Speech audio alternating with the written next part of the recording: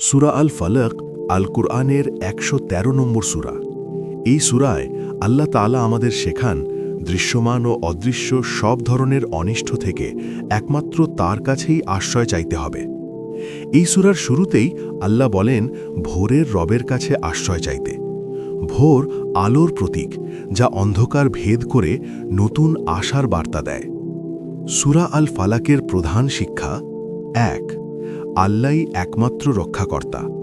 মানুষ যত দুর্বলই হোক, সব বিপদ থেকে নিরাপত্তা কেবল আল্লাহর কাছেই রয়েছে। ২. অন্ধকারের অনিষ্ট থেকে সতর্কতা। রাতের অন্ধকার শুধু বাহ্যিক নয়, বরং অজানা ভয় ও ক্ষতির প্রতীক, যা থেকে আল্লাহর আশ্রয় প্রয়োজন। ৩. হিংসা ও বিদ্বেষের ক্ষতি।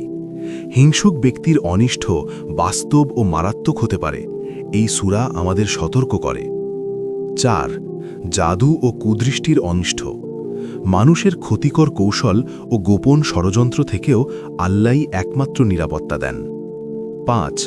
নিয়মিত দোয়া ও আশ্রয়ের গুরুত্ব। এই সূরা আমাদের শেখায় আল্লাহর কাছে আশ্রয় চাইলে তিনি বান্দাকে রক্ষা করেন। সূরা আল ফালাক আমাদের মনে করিয়ে দেয় সব ভয়, ষড়যন্ত্র ও অনিষ্টের বিরুদ্ধে সবচেয়ে শক্তিশালী ঢাল হল আল্লাহর আশ্রয় ও তার উপর পূর্ণ ভরসা। আল্লাহ তাআলা আমাদের সবাইকে সব অনিষ্ট থেকে হেফাজত করুন। আমিন।